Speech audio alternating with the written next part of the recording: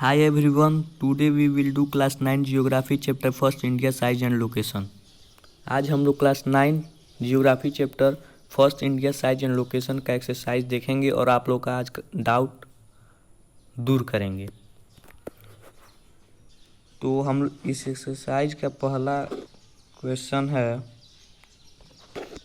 MCQ और MCQ का पहला क्वेश्चन है the tropic of cancer does not pass through. जो ट्रॉपिक ऑफ कैंसर है वो पास नहीं हुआ है, किस स्टेट से पास नहीं हुआ है? राजस्थान, आप लोग का ऑप्शन दिया है राजस्थान, उड़ीसा, छत्तीसगढ़ और त्रिपुरा। तो चलिए हम लोग मैप के थ्रू देखते हैं कि किस स्टेट से पास नहीं हुआ है।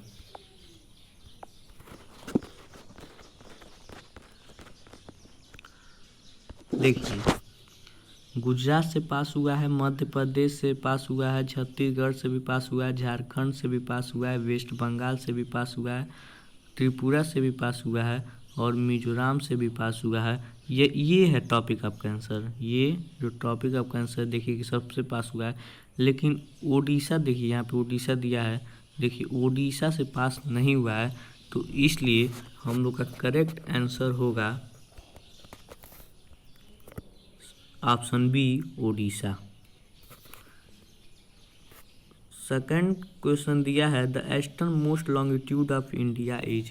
इंडिया का ईस्टर्न मोस्ट लॉन्गिट्यूड क्या है?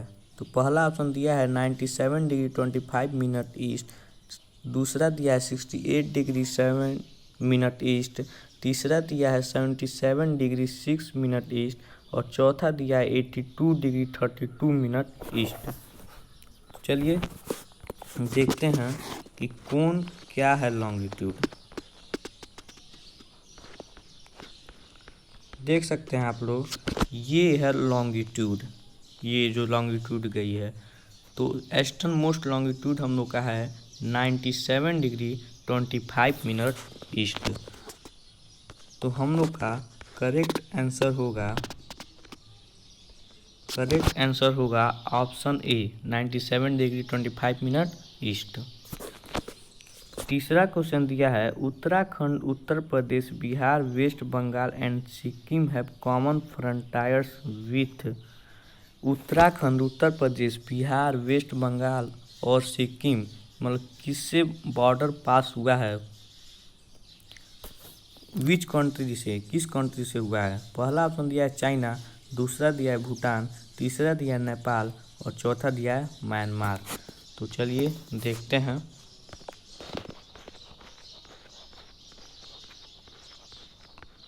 आप लोग देख सकते हैं उत्तर प्रदेश है, बिहार है, उत्तराखंड है,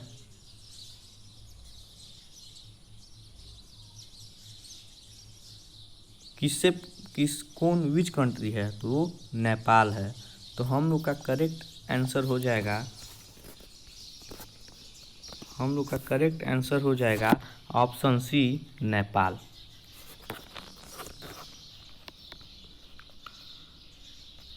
चलिए फोर्थ क्वेश्चन है if you intend to visit Kavaratti during your summer vacation which one of the following union territories of India you will be going to.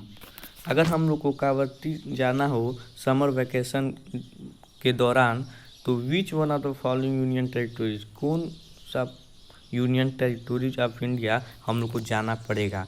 पहला ऑप्शन है पांडुचेरी, दूसरा है लक्षद्वीप, तीसरा है अंडमान एंड निकोबार और चौथा है दामन एंड दीव।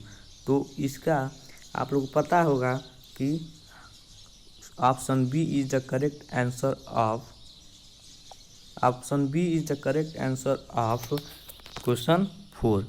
तो लक्षद्वीप हम लोग का आंसर होगा। फिफ्थ क्वेश्चन है माई फ्रेंड हैज़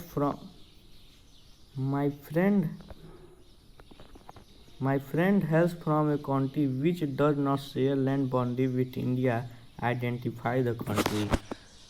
पूछा है कि मेरा जो फ्रेंड है वो एक कंट्री से बिलोंग करता है जो इंडिया से शेयर नहीं है उसका बाउंड्री। तो कौन विच कंट्री, पहला ऑप्शन दिया है भूटान, दूसरा दिया है तजिकिस्तान, चौथा दिया है बांग्लादेश एंड तीसरा दिया है बांग्लादेश सॉरी, चौथा दिया है नेपाल। ऑप्शन दिया है ये। चलिए देखते हैं कौन कंट्री है, विच कंट्री है।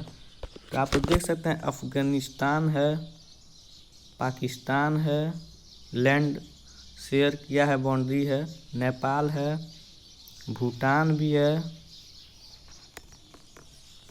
तजिकिस्तान नहीं है। तो हम लोग का करेक्ट आंसर हो जाएगा Tajikistan.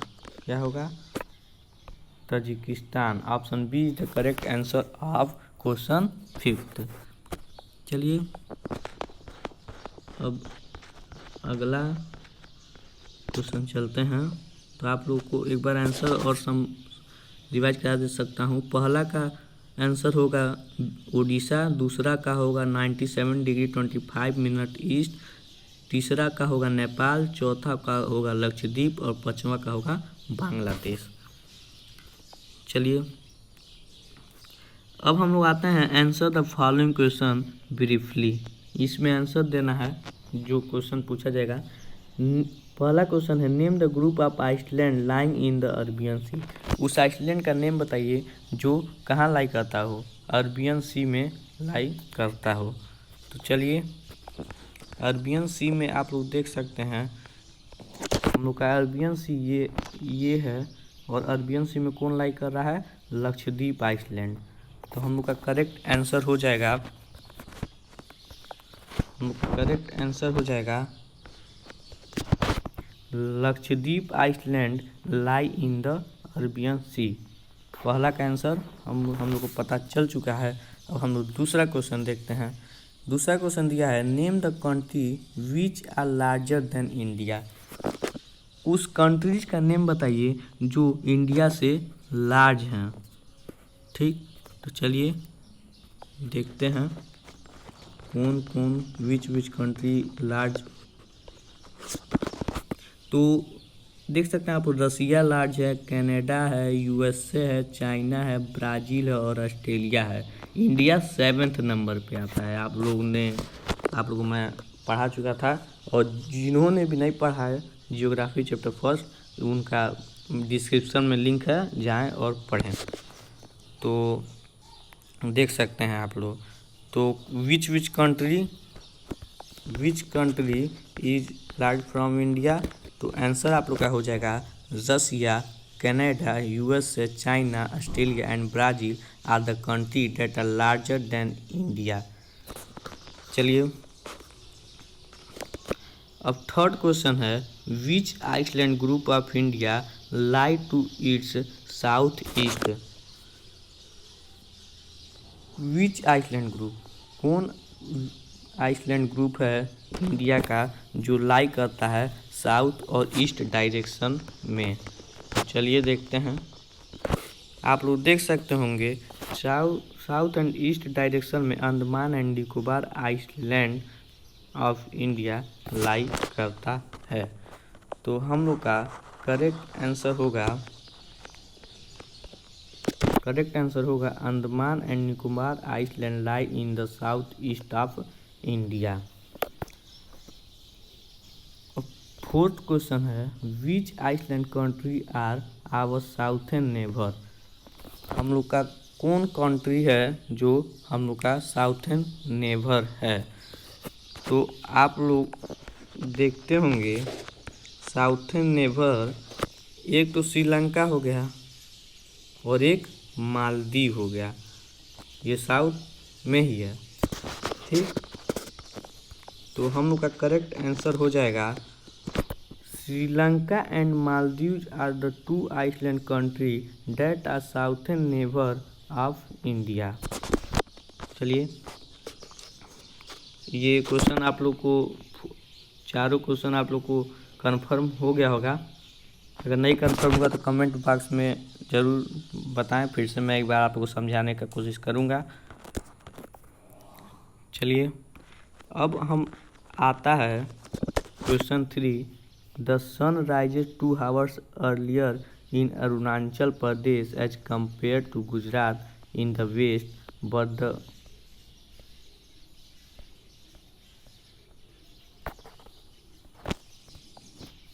But the watch show the same time, how does this happen. देखिए सन राइज हो जाता है 2 आवर्स अर्ली, ठीक, अरुणाचल प्रदेश में गुजरात के कंपेयर, ठीक।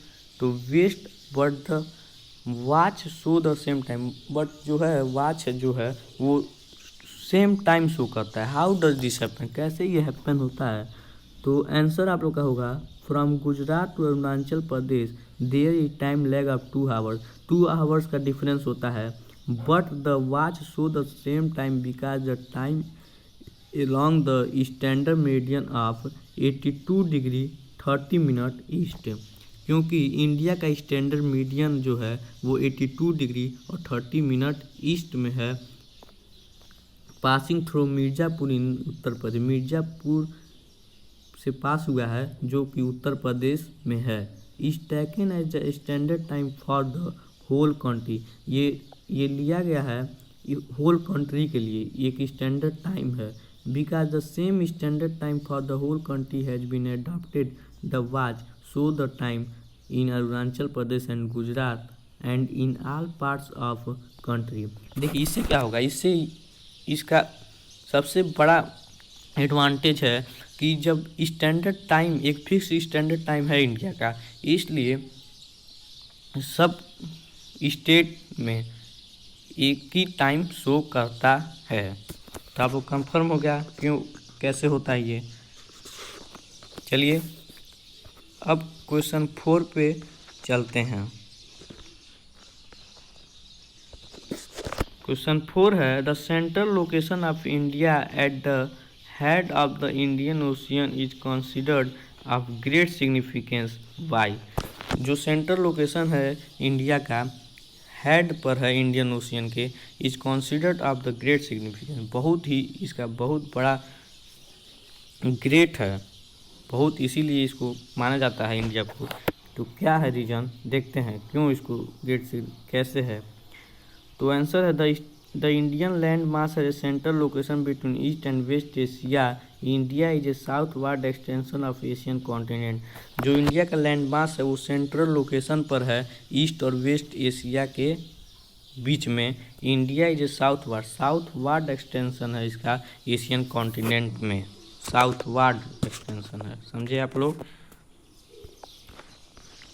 अब देखते हैं दूसरा क्या है। The Trans-Indian Ocean routes which connect the country of Europe in the west to the country of East Asia provide a strategic general location of India. जो ओशियन रूट है जो कनेक्ट करता है यूरोप को इन द वेस्ट में जो है of the country of east Asia, जो ईस्ट एशिया वो प्रोवाइड किया है strategic central location of India, इसीलिए सेंट्रल लोकेशन है इंडिया का। The decane peninsula protrudes into the Indian Ocean thus helping India to establish close contact with West Asia। बहुत ही इसीलिए contact होता है, क्लोज कांटेक्ट है वेस्ट एशिया से। Africa and Europe from the western coast and south east and east Asia from the eastern coast. Africa और जो Europe है वो वेस्टर्न कोस्ट से, south east and east Asia from the eastern coast तक है। No other country has a long coast line to the Indian ocean as India has. ये बहुत बड़ा है, एक किसी भी कंट्री, कोई भी कंट्री हो, इतना लॉन्ग समुद्री तट नहीं है एज कंपेयर टू इंडिया। इसका कोस्ट लाइन इंडिया का बहुत ही लार्ज है। Does India eminent position of the Indian ocean justify the naming of an ocean after it. इसीलिए इंडिया का जो पोजीशन है वो इंडियन ओशियन जस्टिफाई करता है the naming of an ocean after it. क्या जस्टिफाई करता है? एट ओशियन, ओशियन सी का जस्टिफाई करता है।